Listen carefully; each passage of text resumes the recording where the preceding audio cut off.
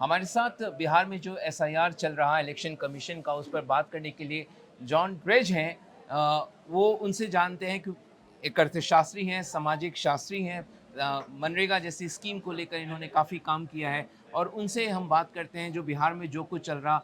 हालाँकि ये झारखंड में ज़्यादा समय अपना व्यतीत करते हैं, लेकिन वो आज पटना में हैं। सर, आप किस तरीके से आँक रहे हैं? आप ग्राउंड पर जाते हैं, लोगों से बात करते हैं, कई गरीबों के बीच में आप कार्य करते हैं। आपको क्या समझ में आ रहा है? ये जो एसआईआर चल रहा इसका क्या होगा? तो आज कई लोगों की बात सुनने का मौका मिला है जो अलग अलग ज़िलों से आए थे, और उनका बयान पढ़ने का भी मौका मिला और सरकार का आदेश भी थोड़ा सा ध्यान से पढ़ने का मौका मिला। तो इससे मुझे लगता है कि ये जो एसआईआर का जो एक्सरसाइज है ये बिल्कुल अपर्याप्त, मतलब अनुचित है, inappropriate, it is impractical, and ये लोकतंत्र पर एक बड़ा हमला भी है और एक बड़ा अन्याय भी है। बहुत लोगों ने कहा कि इससे तो इनको तो बहुत समस्याएं होती है, इधर उधर भागना पड़ता है, अपना काम छोड़ के घूस देना पड़ता है, खर्च करना पड़ता है, करना पड़ता है अपना दस्तावेज इकट्ठा करने के लिए। तो ये एक बड़ा अन्याय है। दूसरा, पूरा जो स्टेट मशीनरी है जिसमें आपके टीचर्स है, आपके आंगनवाड़ी वर्कर्स है, आंगनवाड़ी वर्कर्स सहायिका है, बीएलओ है, तरह तरह के सरकारी अफसर, वो सब इसमें लगे हुए हैं, वो महीनों तक इसमें लग जाएंगे। तो इससे आप समझ सकते हैं कि सार्वजनिक सुविधाओं का क्या होने वाला है। बट सबसे बड़ा खतरा है ये है कि बहुत से लोग इससे वोटर लिस्ट से वंचित होने के खतरे में हैं। अभी बिहार में भारत जोड़ो अभियान के सर्वेक्षण के अनुसार करीब 37% लोग हैं जिनके पास पर्याप्त दस्तावेज नहीं है। इसका मतलब ये नहीं कि तुरंत इनको वंचित किया जाएगा, लेकिन इसका मतलब ये है कि जब ड्राफ्ट इलेक्टोरल रोल का सत्यापन होगा तब इन लोगों से सवाल पूछने का मौका मिलेगा। 37%। और अकॉर्डिंग टू दिस जो आर्टिकल द हिंदू में आ गया था अभी थोड़ी देर पहले, in the age group of 18 to 40 it's 50% जिनके पास इस तरह का दस्तावेज नहीं है।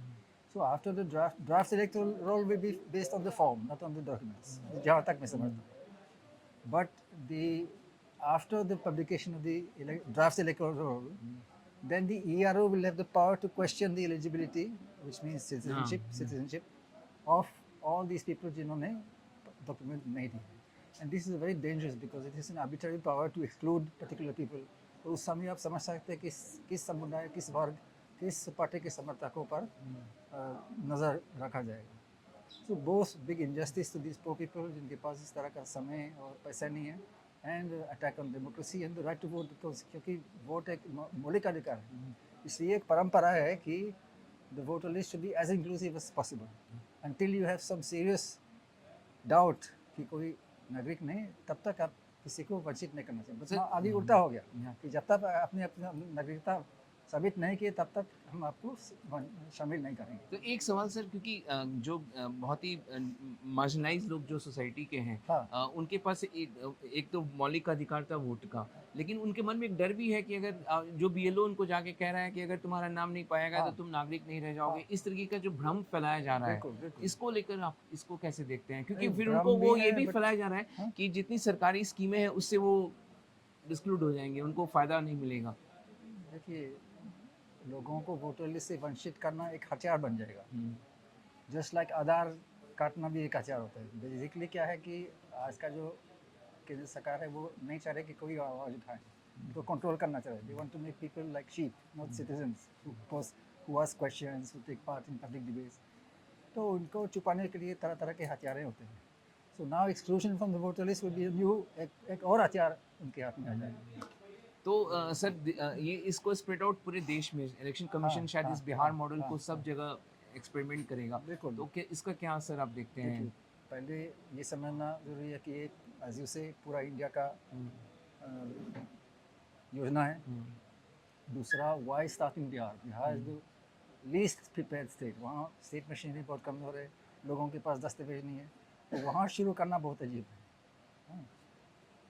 And that's another reason to oppose this exercise. मुझे लगता है कि अगर आपको वोटर लिस्ट का चिंता है, हुँ, I don't think this a huge problem of फर्जीवाड़ा in the voter um, list, but चलो अगर इस तरह का चिंता है तो सबसे पहले आप पॉपुलेशन सेंसस कंप्लीट कीजिए, हुँ, because then you can, traditionally, how has the voter list been verified?